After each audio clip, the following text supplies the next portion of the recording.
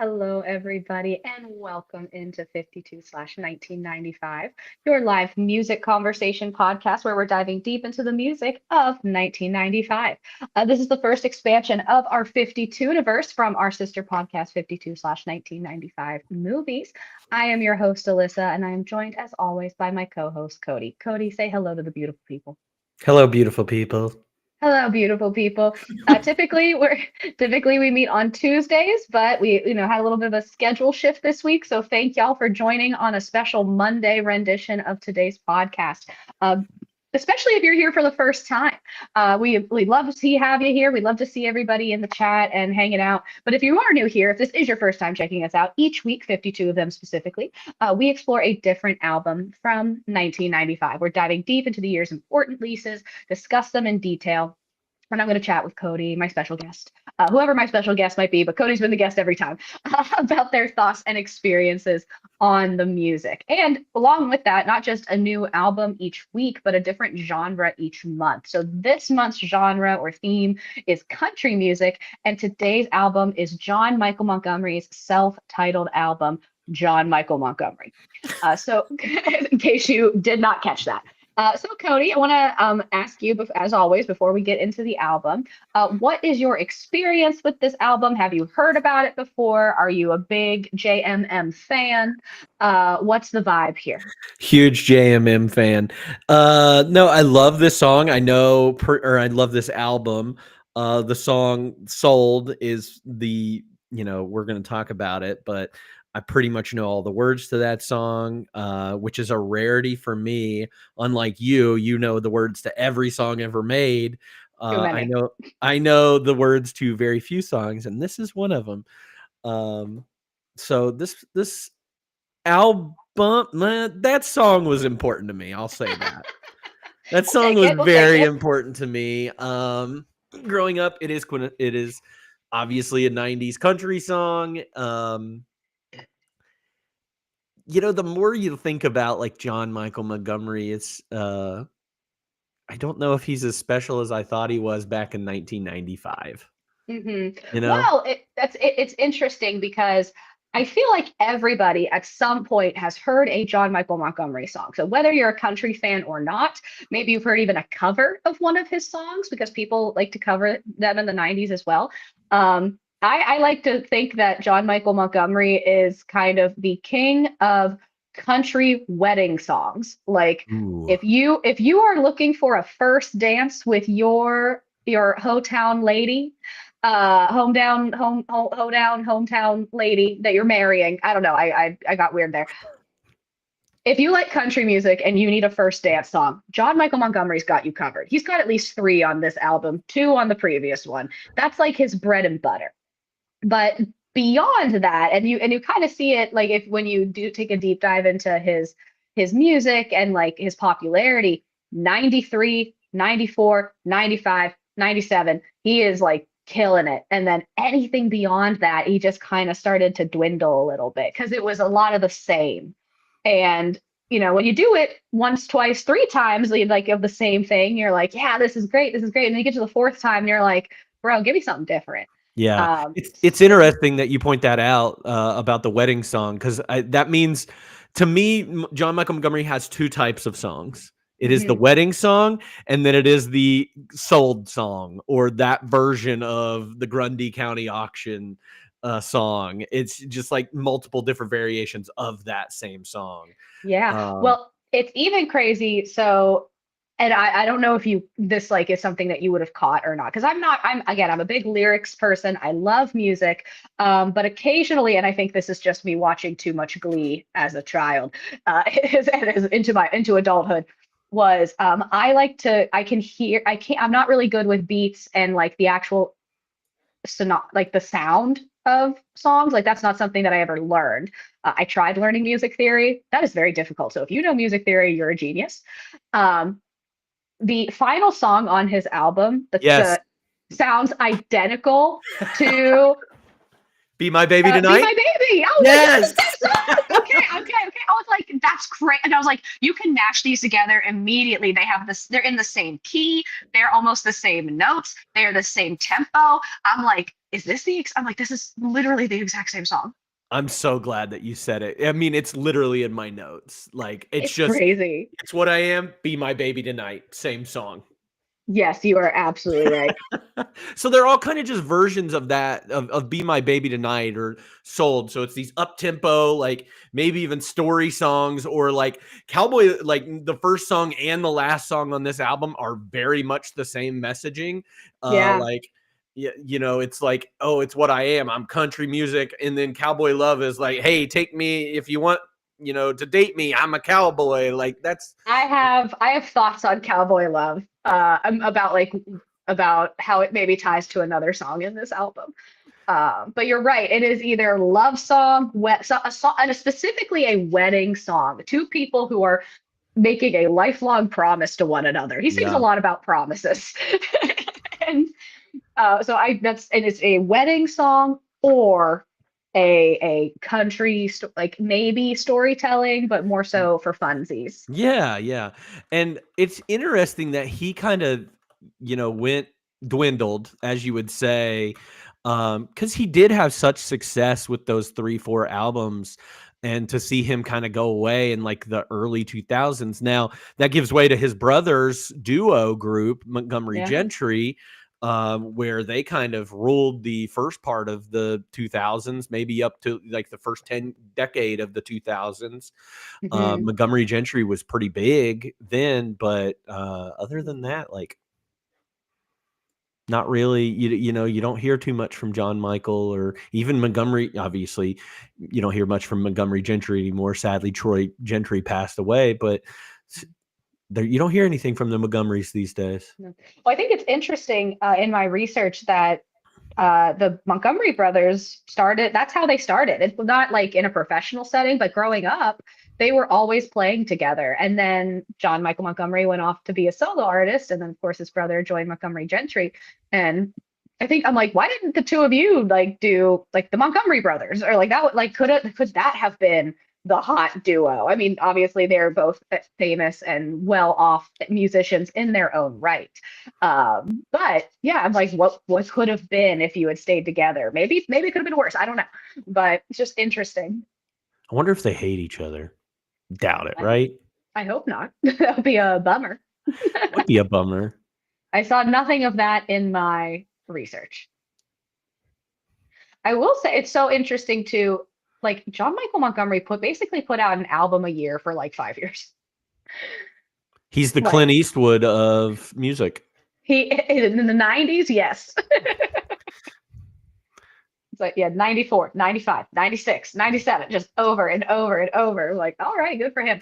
Well, Um, it's easy to I wanna say it's easy to put out, you know, I bring this up every time we talk, but, like, I think it's easy to put out albums like that when you're not writing your songs. 100, I was like, dang, John and Tim, like neither of you are writing anything. You So are disappointing. you are the voice, and that is it. That's it and that's all. And again, not a lot of artists, especially, I want to say this, I feel like writing your own music is, I don't want to say it's a newer thing by any means. People have been writing their own music for years, but a pop artist in a way, writing, their own, because like I not that is obviously John Michael Montgomery is a country artist, but he's country pop. Same with Mhm. Tim McGraw, country pop. Like it's kind I feel like it's rare for like like again Shania Twain co-wrote a lot of her songs. Um, Someone like Ariana Grande is I like to use her as an example a lot because she I feel like at the beginning of her career was not writing her own songs and now is co-authoring most of them. Not Mhm. full, not 100%. Then you have a Taylor Swift who has from the beginning writes all of her songs and then as her career goes on goes the other way where she co-writes or has producers on them. Um, you have someone like Jensen McCrae who is a songwriter, and then you have Beyonce, who doesn't write anything, right? Those are like four. Oh, and again, those are just four different types of musicians. There's varying levels, and it's just very interesting to it's kind of like the don't meet your heroes, right? You're looking back Mhm. on the song and you associate, like, again, the song Sold or I Swear or I Can Love You Like That. You're associating these big fun songs or romantic songs with this person, and this person did not write that. And you're like, oh yeah, that's kind of a bummer. I kinda That hate it was because another thing, like, and maybe we're just so into, like, all of us, not you and me, but, like, the populace is into those parasocial relationships where we also wanna see, we wanna know this artist that we love so much, and we wanna know them through their music and their songs and their poetry and everything. Mhm, So, like, when we get that, from a Taylor Swift, we even put our own spins on things. We give our own type of story to Taylor mhm, Swift, and it could be right, it could be wrong, it could, mhm. somewhere in the middle. But like, I I feel like we want that from our stars, Yes. and Well, I wonder too, and this is maybe again, you and I talk about generations a lot, just because it's an interesting topic. But I feel like for again, this like my John Michael Montgomery's Generation X, right? Mhm.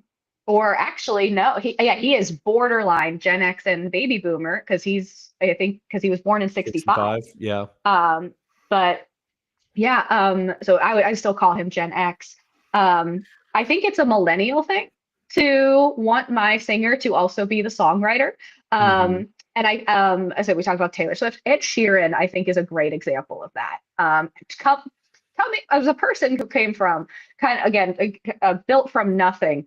Again, a man who looks like Ed Sheeran becomes as famous as he does is shocking. But yeah, he was, he couch surfed and he was homeless unhoused for a while. And but there's specifically his song "Thinking Out Loud" on his second studio album "Multiply" is like it was one of like the top charting, top selling songs and albums like ever, like massive success for the song "Thinking Out Loud." But he did not write the song "Thinking Out Loud," and that bothered him so much that on the next album, "Divide," which is commercially his best album, um, "Shape of You" is on "Divide." He wrote the song "Perfect," and he wrote it 100% himself and was specific, like said in interviews, the reason I wrote the song "Perfect" and and it's like something that would be similar to another because Thinking Out Loud was a big wedding song too. He's like, I wanted people to know that I can write just as good of a song on my own. Mhm. I don't need somebody to write the song for me because I think he felt a type of way about that people like love this song of his that he did not write or that Yeah. he co-wrote. So "Perfect" is I don't want to say it's a better song. I think it's an equally good song, but and it with a similar theme. But he's like, I wrote that one Mhm. and is very, very adamant about that. Again, Ed Sheeran is a millennial. So I wonder if that is a generational thing, perhaps. Yeah. I wonder too, and I haven't looked back. I know Dolly wrote a bunch of her songs. I know like some of the older generation. Maybe it's this middle ground of this what did we say, neo traditional Hmm. country that we learned about last week or 2 weeks ago. Maybe it is this type of country music that's why we're, they are more about just like commercializing country songs and putting them out, and like this is kind of pushing us toward more commercial country that we get in the 2000s. Yeah, And even today. that's and that's not to down, lyrics are one thing, music, the music itself is another thing. Like writing that piece of it too is, something else and something very Yeah, special that I could never ever, put things together. One thing I same. noticed too on any of these country albums that we have looked at is just how many people are involved in these albums. They have So many. so many band members or musicians, and that's really cool to know that like so many people are getting I work out Yeah. of these kinds of albums. Like studio musicians are on some, like it's crazy how much, and it's not electronic. It's not. Um, It's not what we would see nowadays. Again, Yeah. nothing against anything electronic or anything, because people that can make full bands sound like something out off a Hmm. computer is mind blowing to me as well. But like using so much talent and so many people to create an album, Oh it's more yeah. of like a big, like almost like family putting together an Yeah. album. I mean, I've got the one of the pages pulled up, and it's Barry Green was on the trombone for Just Like a Rodeo. That's it. That's the only, it's just the trombone player for one song on the album, which I'm like, Just like that's dope. just like a rodeo is a wild song. Yeah, we'll discuss that. Okay, good. Yeah. It's so crazy. I don't love this album, but like I think something about almost every song on this album. Yes. Well, I also think it helps that a lot of them sound the same. Yeah. And again, we'll talk because I don't, because usually we pick like 4 or 5 songs that we have to discuss, but I started pairing them together and I was like, these two sound the same, and we can basically say the exact same thing about the two of them. These two sound the same, and we could talk about the same Mhm. two things. So I think we'll probably by accident talk about more songs on this album solely because they are very similar to one Yeah, I agree. another. So you want to dive into it? You want to hear some background info about Let's Mr. do John it. Michael Montgomery? Tell me about JMM, please. All right. So again, self-titled album. This is his third studio album. So I always think it's interesting when an artist decides that they're not their debut album is their self-titled album. Paramore's done it. A lot of bands have done it, but it's not. Or it's kind of a rare thing. So John Michael Montgomery's third studio album is a whopping 10 songs long, 32 minutes. That probably also does help with the putting out a record a year. Mhm. Is that's a it's a much, especially for the 90s, a much shorter album. That's a post TikTok length of an album. That's a streaming service album. But quick 32 minutes. A little bit about John Michael Montgomery has released 10 studio albums total, selling over 16 million copies worldwide. He has more than 30 singles on the Billboard country charts, of which 7 have reached #1. 2 of them come from this album. That's I Can Love You Like That and Sold. So that's pretty decent. I Swear, which is from 1994, and which is probably his biggest song, the song that I knew getting into this, because that was the only John Michael Montgomery song I knew prior to listening to this album. So I Swear and Sold were named by Billboard as the top country songs of 1994 and 1995, respectively. So he had that title 2 years in a row. He was also awarded the Top New Male Vocalist Award by the ACM Awards in 1994 as well. So again, kind of debuting just a few years prior to this, he did win that award. So just a little bit of background on him. Now, did this particular album chart? Yes, it did. Again, really hot in 94, 95, 96. So it was #1 on the Billboard Top Country Albums, #5 on the Billboard 200 overall, and it is a quadruple platinum seller. So he was Dang. pushing some numbers. In terms of the legacy, John Michael Montgomery was nominated for Best Country Album at the 1996 Grammys, but he did not win. Shania did, who we talked about last week. I Can Love You Like That, the song, was nominated for Best Male Country Vocal, and he also did not win. Vince Gill was on a 2 of a 3-year streak at that point. Mm. So yeah, did not have a chance. We've And then seen in Vince turn, Gill. we have Vince Gill's great. I Yeah. enjoyed him. And one more little like legacy thing, Montgomery's recordings of I Swear and I Can Love You Like That were both released concurrently with cover versions by the R&B group All for One. So maybe you've actually heard those songs before, you just didn't realize that they were originally country songs by John Michael Montgomery. Instead, they were an R&B cover. Yeah, So I was confused. So that's kind of part of my confusion around John Michael Montgomery is I thought he covered these songs, and it yeah. turned out that they were obviously I don't know if how they did it. Maybe they're under like the same like record label, and they just were Maybe. like, "Hey, let's release 2 versions of this song and see how we do with this." But I do know, yeah, I reading like John Michael Montgomery came out with his first, and then uh, All for One came out with theirs. I loved All for One. They were just like another version of Boys to Men, Hmm. except they had one white guy in the group, and he had glasses, and I was like, me, I see me, Oh, a white guy with glasses. a white guy with glasses who sings very That's adorable. nice. Yeah. Not that I needed representation. I'm not. I wasn't a child growing up being like looking for representation all over the place. No. No, you Uh, did love seeing someone with glasses, though. You Anybody identified. with glasses, I was drawn to. Billy from the Power Rangers, super into Billy. Uh, yeah, a lot of chubby kids growing up. I was like, me. Averman from the Mighty Ducks, huge impact on me as a child. I love that. I love to see the influences. Well, good. What? So, let's say it's time for our song breakdown. So I want to hear which ones you specifically picked out because I kind of have things on a lot of. I picked out as my favorites. I had 6 down. Okay. I could probably scrap Cowboy Love as one of my ones. Mostly because Sold, which Yep. titled, did not know. I knew it was Grundy County Auction. I didn't know the full title of this song was Sold, parentheses, the Grundy County Auction Incident. I Yeah. didn't What? We're gonna have to get into that. I don't know why it was such an incident, but Yeah. yeah, the Grundy County Auction Incident. I Can Love You Like That, I think is classic. Yep. High School Heart kind of got me. I like I, that I one. like it was very cute. Um, I was really drawn to Holding On to Something, Hmm. and It's What I Am. Really, I don't know. Again, it's just Be My Baby Tonight, but with different lyrics, and Yeah. I love Be My Baby Tonight. So Yes. And so yeah, the only one I basically had all of those. The only one I had extra was No Man's Land. That one I think I was drawn to that for a couple of reasons. But yeah, so let's talk about Soul because I know it's not the first song on the album, but that is the song on the album. It's so fun.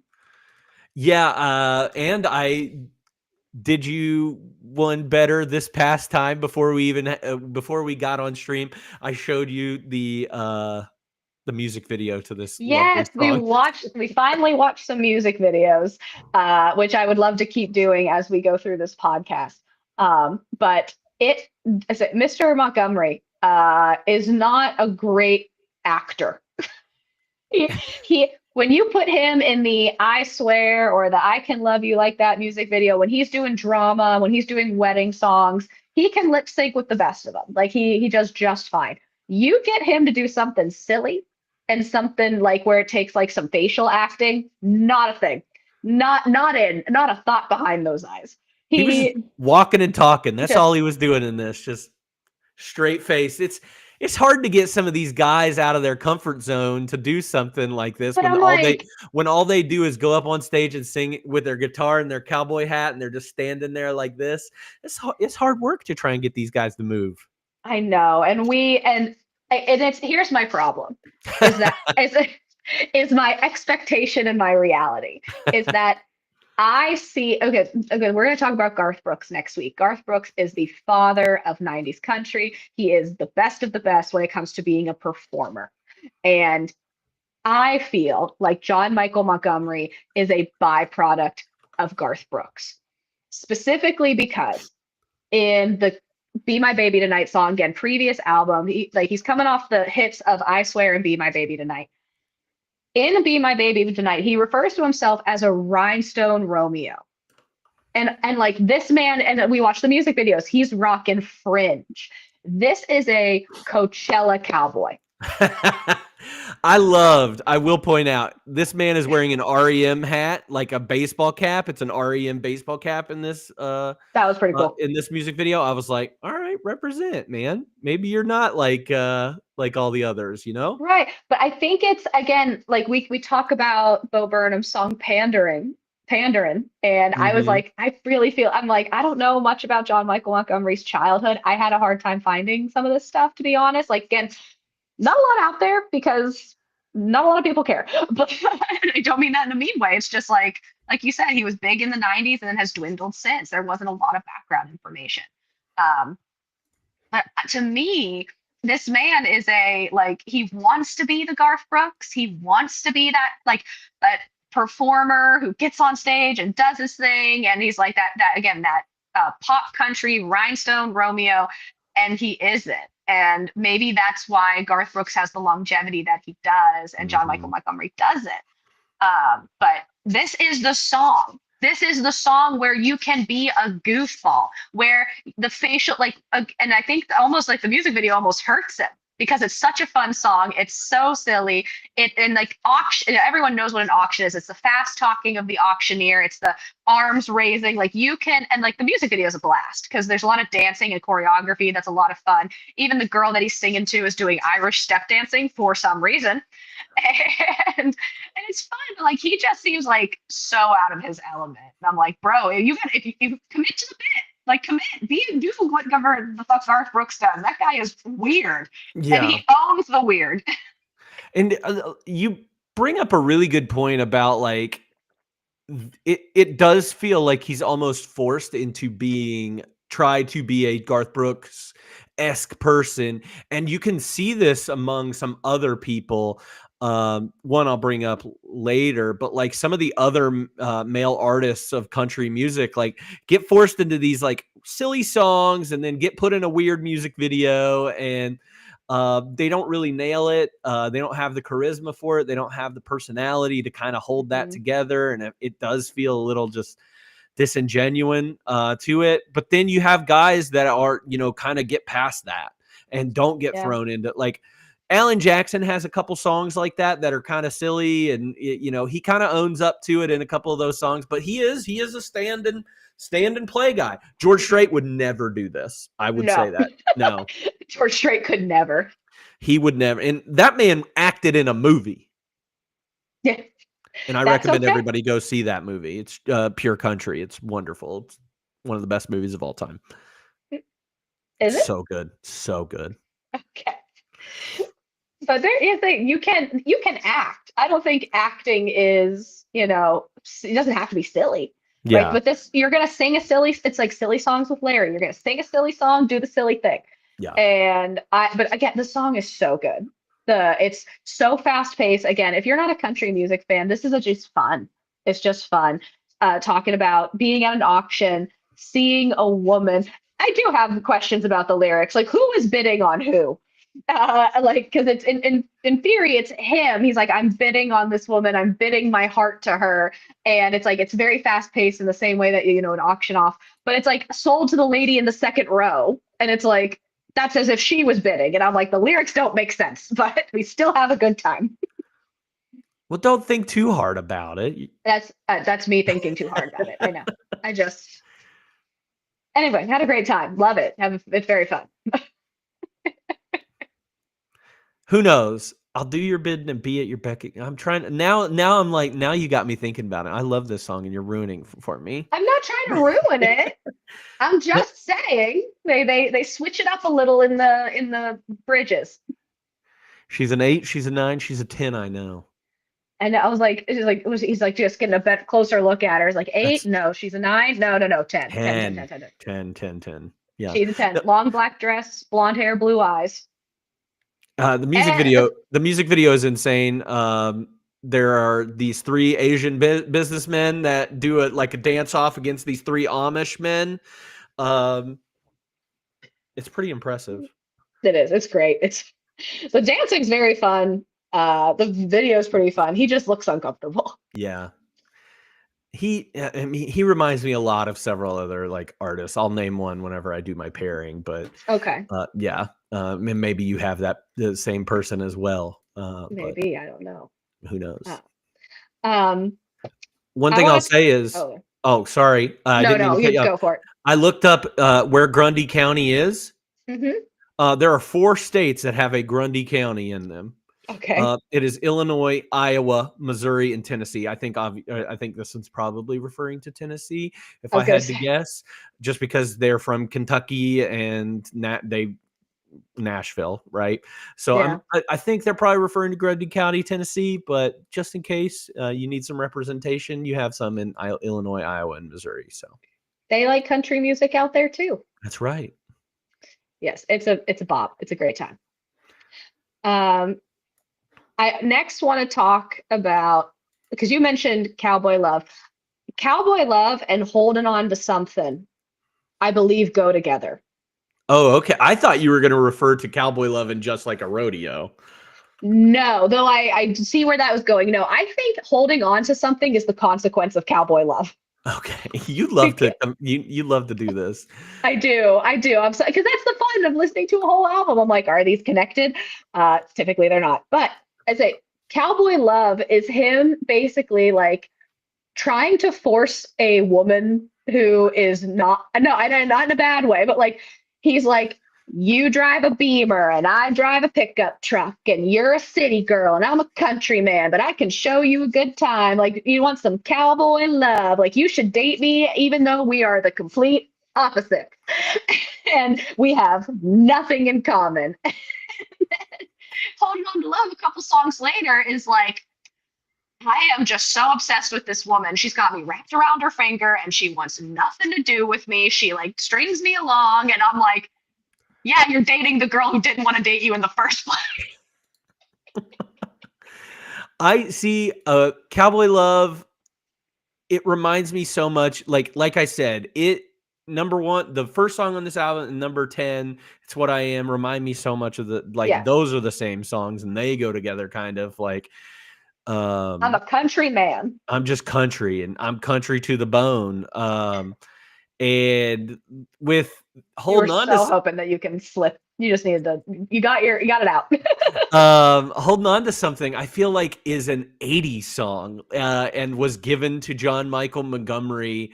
Like it almost feels like a Steve Winwood or a Hall and Oates or somebody is singing this. Yeah. It feels very like yacht rocky to me. Yeah, there's a Um, lot of, I mean, like, this is very country pop. There's a lot of like electric guitar on here. Like, there's like a whisper of country music, but I agree, there's some 80s, and then like getting synth elements and rock and roll elements in this album. And I think Holding On to Something is a big one. and then I think Just Like a Rodeo is a completely different genre of song entirely. Um, It's like jazz. it's like a Vegas country lounge singer. Yes. With the big horn section and everything. I kind of enjoyed the song because I thought about it like it was about sex. And I mean, if you read it kind of like is. that, but I don't think that was the Oh, well, intention. no, no, it's about like a love or It's about romance. love, but if you think about it like sex, it's hilarious. Yeah, what's the lyric? Do you have it written down? About Uh, 8 seconds? yeah, because 8 seconds are referring to like holding on to a bull. Yeah. The whole song And is a euphemism relating, but not a euphemism, but like it's relating riding a bull or being involved in a rodeo to love and how it's wild and crazy. 8 short seconds last a long, long time. My life flashed before my eyes. Ain't never been bucked like this before, but I've got to thank you for the ride. It's incredible. Um, I was like, I was like, what are we doing? he says, second verse is up like a rocket, spinning around like a top. My strength is fading fast. I should have known when I climbed on, my next breath could be my last. Like this is only like this song is about sex and not about love. And it's I about a man that thinks he's incredible and uh is it like is he's just hyping weakness himself up. and only lasts 8 seconds. Uh, Premature. this it is like, and the thing is, it's not like there is a fine line. It is not tongue in cheek enough for it to be like a Sabrina Carpenter song. Like Mm-mm. like this is very much not about sex. and that's and that's what makes it so much funnier. Yeah, I didn't put it in my favorites, but I enjoyed this song a lot. Because it's so funny and it's right in the middle of the album and it is not like any of the we talk about how all No, these songs are the same. This except one this one. this one is it feels like a Vegas lounge song. Like It does. big band, like I expect like him carrying like bourbon in a glass, like crooning a Yeah. little bit. Mm-mm. I 100% a Vegas like crooning song is a Vegas lounge song is the perfect way to describe the vibe. Again, the big horns, the da, da, da, da, da, da, like someone's walking out with a boa, you know what I mean? Like it's I would love to see John Michael Montgomery just go full vamp on this and like have a boa. Maybe a long cigarette too. just looks like Cruella DeVille. Yes, I love it. And he would never do that, but you know who would? Who would dress like that? Garth Brooks. Garth Brooks would, because he did on Saturday Night Live. Love Garth Brooks. What is Garth's alter ego? Chris Gaines. Yes, my favorite thing in the face of this planet. Oh my gosh. Anyway, we're gonna, next week's episode is gonna be long, y'all. Oh my Just buckle in God. because we're just gonna talk about the man, the myth, the legend that is Garth Brooks. I love him. But this week's John Michael Montgomery. So we talked about Cowboy Love and holding on to something. I also combined, I will say, let's talk about I Can Love You Like That. I also related it to As Long as I Live and Heaven Sent Me You. They're all the same song. But I Can Love You Like That is the best of them. Yeah, I agree with you on that. You're right. These are all wedding songs. As long as I live. From this moment on? From this moment on. Heaven Sent Me You. Is that what you said? So you said, what songs did you sing? Say? As Long as I Live, Heaven Sent Me You, and I Can Love You Like That. And then High School Heart can probably be thrown in there a little bit too. Yeah, I mean, High School Heart is a very specific, like, again, you have to be a high school sweetheart to play that one at your wedding. I liked High School Heart a lot, and it almost like transcended the wedding song to me, and was just like, this is a like almost more, because not a lot of this is storytelling.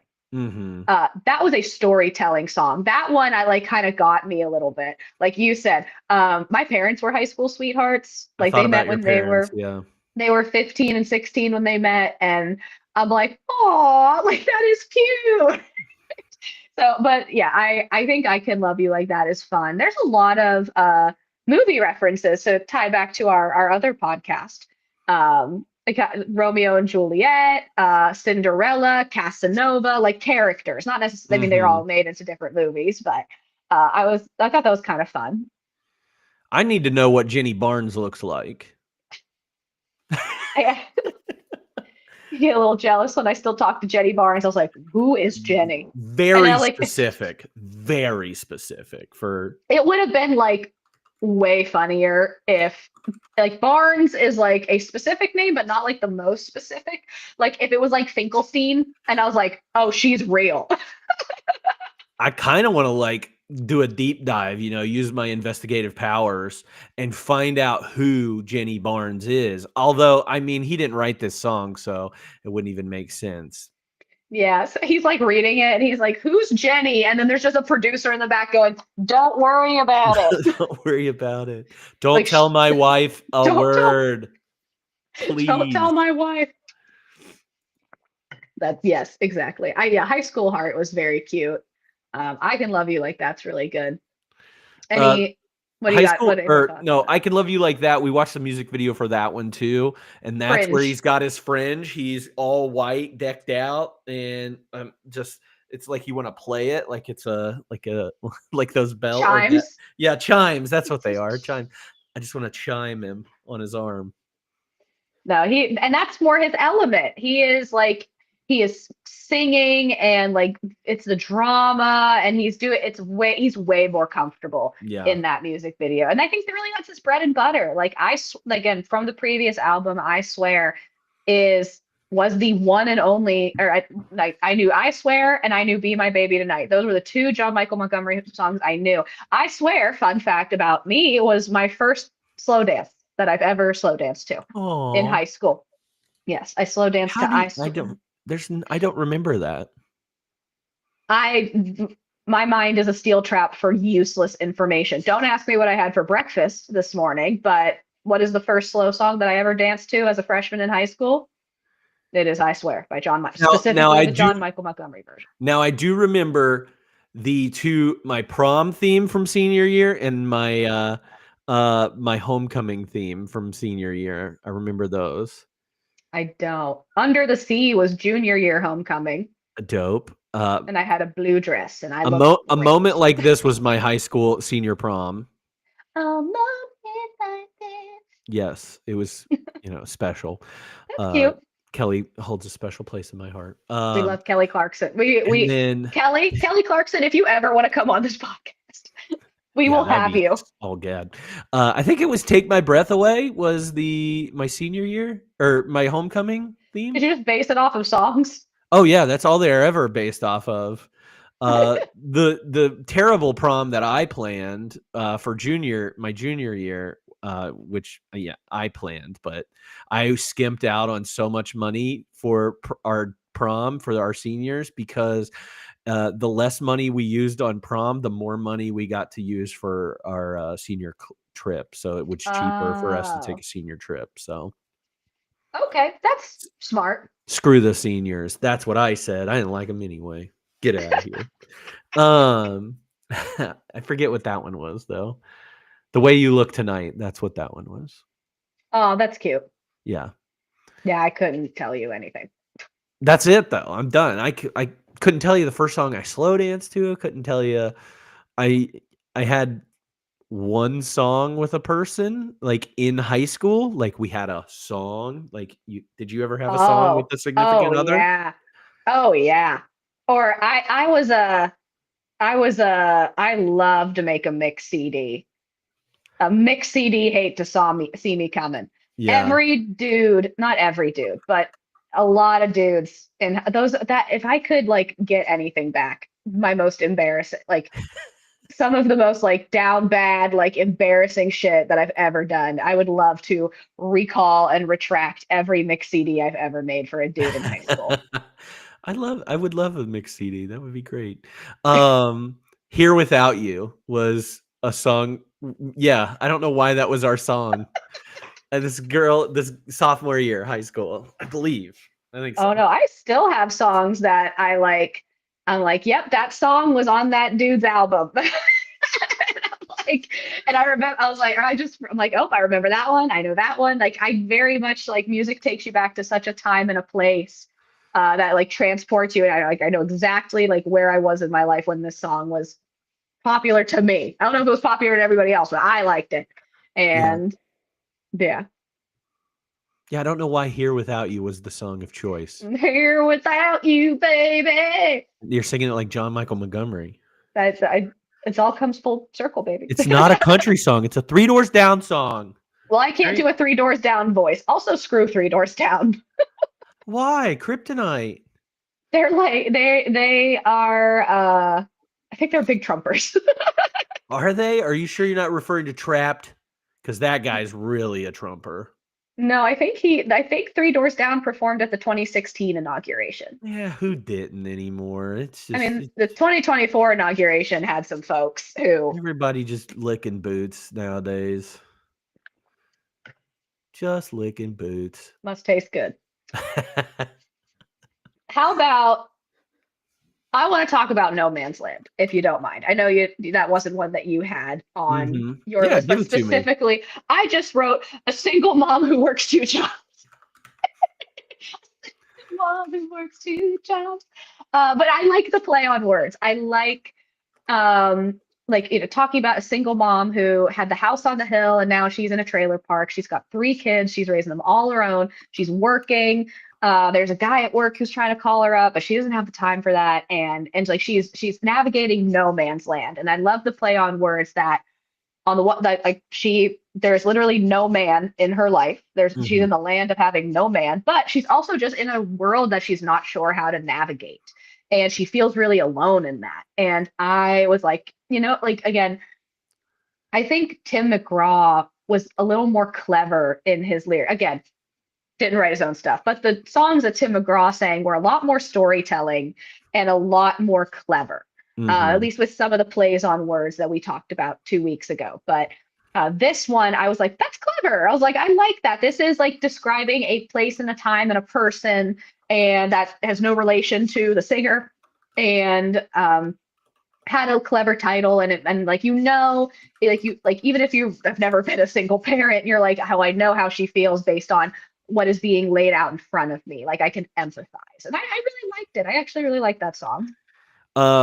I am on the opposite side of this because I feel like Really? every country artist has this song.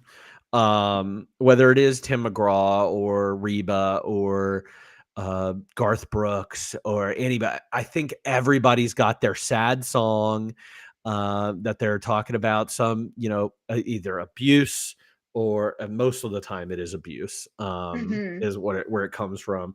Some poverty songs, and sometimes like as I was listening to it, I was like, I've heard this song before, and maybe that's Oh just yeah. because I'm more of a 90s country listener than you are, but like I'm like, oh, God, another one of these songs where I just roll my eyes and I'm like, yup, you don't know this person, you don't know. And I feel bad saying that. I did this last week, or whenever we were talking about Shania Twain's Dead Parents song, where I was just like, not for me, not for me at all. But And that that's, one was actually tied to a real place and time and I event. know, and I still don't care, like That's fair. That's fair. It's just again, plays into pandering. mhm. Now, do you? And this is again, I'm asking a question that's like not prepared. Do you have a favorite sad country song? Because immediate, I like one mean, that falls into the category of abuse and or single parenthood. Because I have one that immediately comes to mind. Don't Take the Girl by Tim McGraw is, I think, maybe the best song I don't know that in one. this category. Okay, I have not heard that one, so I'll have to listen and probably shed a tear later. I immediately thought Independence Day by Oh, Martina great McBride. song. Oh, a Concrete Angel. Oh my God. Martina Oh, McBride is the king of these sad songs. music. But I'm like, Of but these even so, songs. Independence Day is like, as a kid listening to Independence Day, did not know it was about what it was about. And then I'm like, yeah, burn the house down. And I'm like, no, that's And not, no, no, no. Concrete Angel is super sad. Have you heard that song? I have, but it's been like, I couldn't tell you what the lyrics are, or what the song's about, I'm but I know the pretty title. I'm pretty sure it's a true story, but it's about child abuse. Uh, Yeah, but it was about a specific, like, this little girl actress, I think, and or maybe it just has similar ties to it. But yeah, and then Concrete Angel is the gravestone. oh, Yeah. Jesus. Yeah, Martina McBride didn't mess around with this. She kind of took the bull by the horns and was like, "Oh, you guys want to write some sad songs? Here I you got go." you.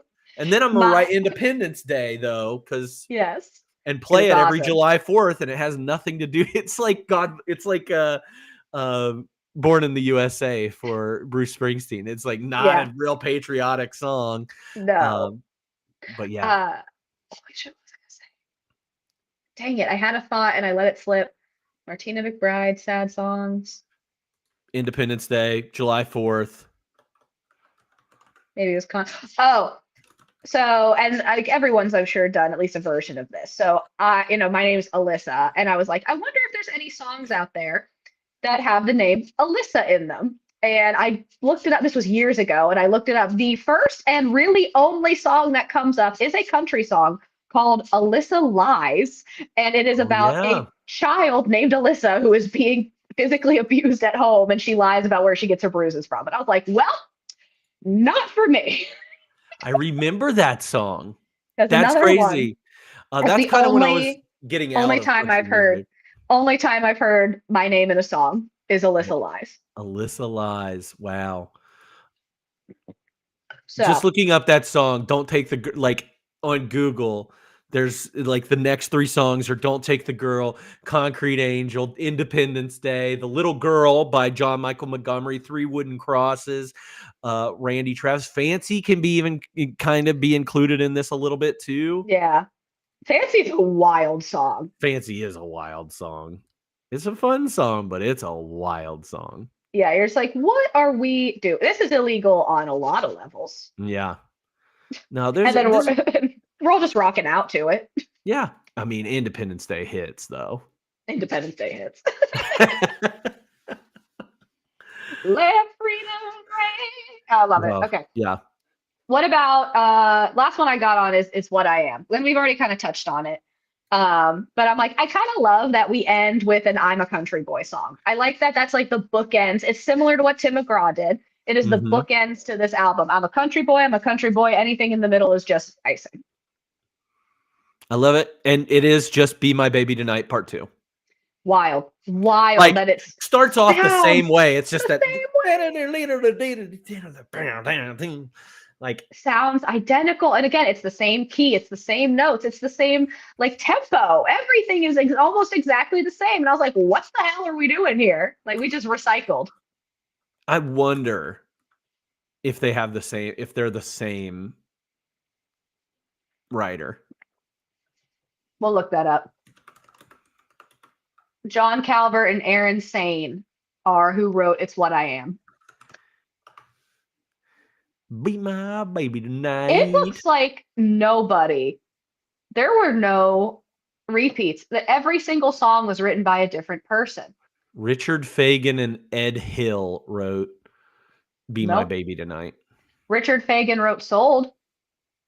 That lines up. That's it. That's the only crossover. Interesting. Crazy. Maybe they sampled it. That I would be don't know. wild They to sample sound identical. now I kind of want to like listen to them back to back and make sure Yeah. that I'm like we're not crazy. But I mean, I had the same note written down for it. So Mm-hmm. And there's, it's that people take it's like I don't know what the phenomena is called when two people write the same thing at the same time in parallel with one another, even though they don't mean to. And then we have pieces of media that are very similar to one another accidentally. No Strings Attached and Friends with Benefits are like yeah. the example of a movie, or To Wong Fu and Priscilla, Queen of the Desert, Mm-hmm. like those are two movies that were written at the same exact time and were just put out almost a year apart without knowing of the other one's existence. So like it happens a lot in the movie world, or maybe just the consequence of it is more prominent in the movie world because when the posters are right next to each other at the theater, you're like, hey, wait a second. Yeah. But I feel like it happens in songs too, or if people are sampling or they even unintentionally sample. They have a tune. They're like, oh, like let's do this tune and write this song, and then it's like, oh yeah, it was a song they heard 10 years ago that they completely forgot about. Yeah. But this was back to back. This is one I know. year later. I know. It's just like, are you sampling a song from 1 year ago? And is it bad if it's just the same artist though? You're like, let's Oh just no, throw it up there. Taylor Swift samples her own stuff all the time. And she does that on purpose though, because Yeah. it's I don't like think there's to any I don't think there's tie it any back. purpose in this. Well, what's your favorite song? My favorite song is, of course, Sold, the Soul. Grundy County auction incident, whatever incident that may be. But yeah, I think that's the best song on this album. Even though I Can Love It You is. Like That is great, I have way more fun with Grundy County auction than Yeah. anything else. Grundy I, County Auction got added to my country playlist. I was like, done. nice. I'm gonna listen to this multiple times. Yeah. So it's an easy one for me. Yeah. What about the least favorite? No Man's Land is my least favorite. Really? I put Just Like a Rodeo. Oh, Just Like a Rodeo's insane. It was like, I'm like, this is too much. I'm never gonna listen to this again. Oh no, I'll never listen to most of this album again. Uh, but Just Like a Rodeo is crazy. Like, would definitely be my least favorite. Like, it's just a crazy song. Shouldn't exist kind of song. But yeah. Yeah, that's fair. I see where No Man's Land, why you'd have that. I see. Um, well, what do you have a favorite lyric? Again, we're not really like Shakespeare up in this album. No, But not a lot of Shakespeare, but I do like on It's What I Am. I love the first line of that chorus. Country ain't what I sing, it's what I am. The hat ain't Mhm. something I wear for style. These boots have been around a while. Country ain't what I sing, it's what I am. I freaking love that. That's great. That is good. It's funny. I pulled from the exact same song, but I pulled the first verse. So I got my first guitar when I was a boy. I was playing the blues instead of playing with toys, listening to the Opry and dreaming of the neon lights. So it was late to bed and early to rise. That's And good stuff. I love the playing the blues instead of playing with toys, and it made me immediately think of Mason Ramsey, my my favorite country artist. It makes me think of Dewey Cox from the movie Walk Hard, playing the blues as a child. Yes, just like a 5-year-old with a little guitar, just be like, life is hard. Yeah, life is hard for a sad little boy. So I want to hear your music pairings. Who do you got? So this is he kind of reminds me of Tracy Bird a little bit. Like John Michael Montgomery Okay. and Tracy Bird kind of fall into that same category. Like I think of Watermelon Crawl when I think of Grundy County Auction. Like Yep. We watched Quintessential country. that music video a couple weeks ago. But they just kind of feel like these. I don't know, like I don't want to say they're not like attractive men, but they're just kind of like blank face. Like they just, it's I like, think John Michael Montgomery is a lot more attractive than Tracy Bird. see, I would have said the opposite. Really? Tracy Yeah. Bird's like the most plain man I've ever seen in my life. He's just plain. That's what I'm trying to say about John Michael Montgomery. They're just plain dudes. And Hmm. I think they're forced into doing some of these fun, more fun songs like a watermelon crawl, and they're not really, living Hmm. up to it. And again, with Tracy Bird, they're similar ages. And I think they kind of go out around the same time, like early Yeah. 2000s. They're kind of gone. Yeah. What do we say? I think John Michael Montgomery was 30 when this album came out. Yeah. Yeah. So I think it was about the same age. Yeah. You said same age as Tracy Bird. Hmm. So Any others? yes. Yes. Okay. Joe Diffie, another country artist. Joe Diffie's a lot of fun, and I think Joe Diffie does a lot more like fun songs as Hmm. opposed to like a balance. Like he does more of these silly songs. John Deere Green is one. Third Rock from the Sun's another. Pickup Man. I've made you listen to Pickup Man before. He's got these Hmm. really like fun songs or funny songs. Um, Third Rock from the Sun, that song, I think it's on the title of that album too, is a very fast song. So in the Hmm. same vein as Grundy County Auction. I said Garth Brooks's Ain't Going Down Till the Sun Comes Up, another, Oh very yeah. quick lyric song. And then just for the auctioneer part, there is an auctioneer, old country song by a man named Leroy Van Dyke. And he wrote a song called Auctioneer, and Hmm. he does some auctioneering in the middle of the song. It's pretty great. So, That's funny. yeah, check that out if you want. But yeah, those are my Cool. pairings. I've got an. I didn't even think about. I have an auction song, called "The Bidding" by the band Tally Hall. It's weird. It is a weird song. It is about bidding. Did you ever? And this might have like by the time I got to like high school, this was like something that was like not okay to do.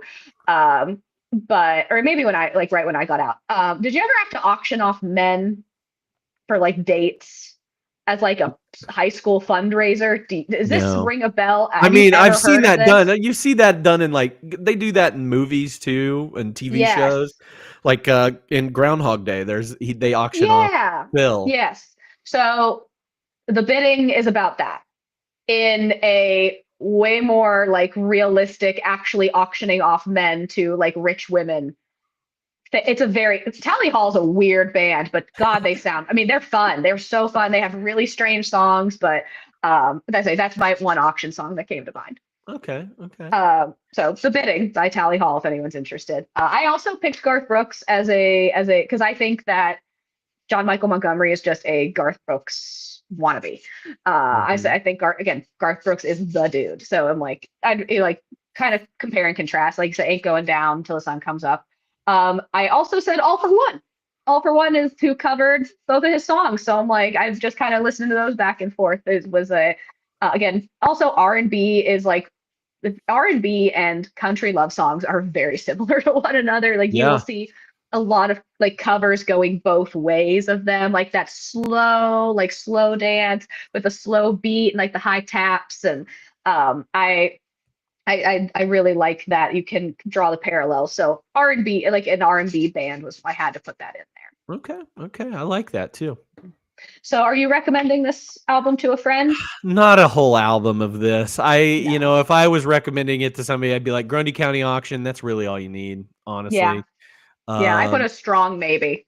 I'm like, and I, I can't think of a situation where I'm like, here is why you would need to listen to the entire album. It's like, no, because I, I think you could just listen to Grundy and be good. yeah, Grundy's probably the only one, and then like I Can Love You Like That. I might recommend the All for One version of it, mostly because of the harmonies and like it's an actual like singing song instead of They Read You Cinderella. Instead of that, like I think Mhm.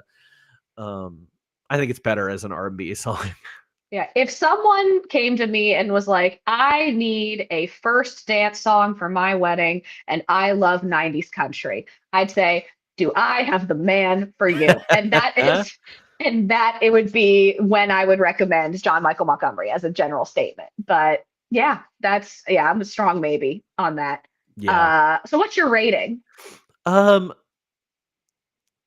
I feel like I rate all the country music like you rate Yelp your Yelp reviews.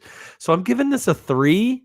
Um That which is is an insane comment in the chat. So sorry, explain what you were going to say, and then we got to go to the comment in the chat. but so if 3 Alyssa likes to do Yelp, and 3 is her lowest score. She never goes below a 3. Because I will not ruin someone's local business. They're not going to be ruined, I promise you. You won't destroy anybody when they need to be destroyed. But so I think, like, obviously there's the 2 songs on this album. We could, I like a stretch to say that I enjoyed all these other ones, but I'm not coming back to this album ever. Mm-hmm. I've got my song. I'm good. I'll add it to a playlist. Thanks, Spotify. And then I'm moving on. So if 3 right now is the bottom, this is the lowest I think I've rated an album. Maybe Jewel might be Jewel's at the probably 3. lower. I Yeah. don't think we rated Jewel a 3. I can't remember what I rated Jewel. I think I gave her a 2. I feel like I gave her a 3. I think I was kind to Jewel. You were nicer to her than I was. Oh, I did give her a 2. Jules is my lowest. Jules is rough. Yeah. That's a rough album. This is better than Jules' album. Like, I could listen to this album. I can't listen to Jules' album. Yes. Yes. I originally gave this a 3, and in talking, I've knocked it down to a 2.5. Okay, I respect it. Because I'm like, you're right. Sold is the only song I'm coming back to. Like, yeah. I think Tim McGraw's, like, if we stay within the genre, this is what we did January. We're going to do it every month. Tim McGraw's was better. Shania Twain's was better. Even though I had my qualms with both of those albums, I have to rate this one lower than those 2. Fair. I think it's fair. This is my least favorite of the country albums we're doing. I can already tell you that. Yes. So I gotta acknowledge in the chat. Chat says, wow, John Michael Montgomery would roll over in his bus if he heard y'all right now. And if y'all don't know, poor Mr. Montgomery was in a bus accident where he broke a couple ribs but lived and just a couple years ago.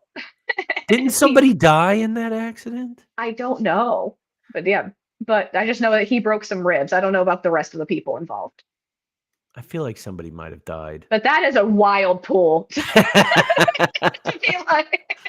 So shout out to chat, because that's hilarious. Get out of here, chat. Crazy. Well, Cody, do you got anything else that you want to add? No, I don't think so. I think that's this album. That we nailed John Michael Montgomery. We did. So I'm happy with it. This was great. Thank you. Big thanks, Cody, for being our guest, for hanging out with us. Before we talk about next week and upcoming weeks, do you have any album or music recommendations from this past week? Did you hear anything new or anything you liked? Listen to Doechii because she's awesome. And then I got onto Girl in Red, which you had heard of, and I saw a Tiny Desk concert of her randomly, and the song that I liked of hers, I can't even remember what it is now. It's I have it pulled up because you need Phantom Pain, and you like You Need Me Now as well with Sabrina Carpenter. I love Sabrina Carpenter. Listen to Sabrina Carpenter too. Yeah. I have never put my foot in my mouth so hard as I did with Sabrina Carpenter. I said she was talented. I said she's got a great look to her. And I said she's too short. She said she'd never be a pop star. She's too short. She's too short to be a pop star. And boy, was I wrong. She's a Polly Pocket. Yeah. She just made it work for it. But it took her a while. It did. But hey, a couple Grammys later, she did it. Short and Sweet, great album. If you haven't already listened to Short and Sweet, she just put out the deluxe version with a couple extra songs, including a new version of Please, Please, Please that includes Dolly Parton, which we've talked about Sabrina before and how she kind of has a Dolly Parton-esque sound. So that was my recommendation for the week. I also if you have not listened to Girl in Red and you're into sad-ish lesbian music that like has a lot of synth, Um, her older stuff is way more sad. Definitely like indie pop. She's Girl in Red is Norwegian. But yeah, it's definitely stuff from like the 2015, 16 era is like very sad girl. Now it's like sad girl, but with synthesizers. But I listened to the album came out in 2024, but I listened to the whole thing and it was great. Um, Doing It Again, Baby. The album's called I'm Doing It Again, Baby, and the title track, Doing It Again, Baby, is my favorite song from the album. That one was a blast. So high energy, high tempo, Love it. very good. So yeah, if you haven't listened to Girl in Red, recommend it. Definitely love her. She's very, very good. I'm for it. All right. Well, that is all we got for y'all. Thank you so much for joining. Again, coming in on a Monday when we don't usually have this on a Monday. If you're looking for any more information about our podcast, you can join our Discord server that was posted in the chat earlier. And you're always welcome to follow us on Instagram, where Cody posts pictures of albums with my face morphed into them. Turns out I look like John Michael Montgomery. That's news to me. But now You look better than John Michael. Your face just fit really well in there. fits perfectly in that album. Don't But zoom in though, because you'll see you have like a really wonky eye because of oh the no. AI thing. Don't zoom in on it. It's very strange. That is fair. But next week, and finally, we're finally talking about the man, the myth, the legend that we brought up literally every single week, Garth Brooks. We are listening next week, next Tuesday. We're back on our regular schedule on the 25th. Garth Brooks's album, The Hits. So, up to this point, Garth Brooks has actually put out a greatest hits album. And again, he keeps making music after this, but that man has a lot of hits, so they had to make one. So we are going to listen to that album next week. Now, famously, Garth Brooks is not on Spotify. However, you can find the track list on Wikipedia, and you can definitely access those songs via YouTube. I'm not sure if he's on Apple Music. I'm not going to lie to y'all. His music is on Apple Music. This album would probably not be because it's not an actual album. It is like commemorative list of songs that he's obviously already done. So however you listen, I say there's ways to find it. You're just gonna have to. It just gets a little more effort than doing a Spotify search. So just wanted to throw that out there. So you get you an extra day to listen. So it gives you all a little homework if you're looking to listen along with us for next week. But with that being said, I think we're ready to go. So again, thank you all so much for being here. We really appreciate y'all, and thank you for tuning in. We will see you next time on 52/1995.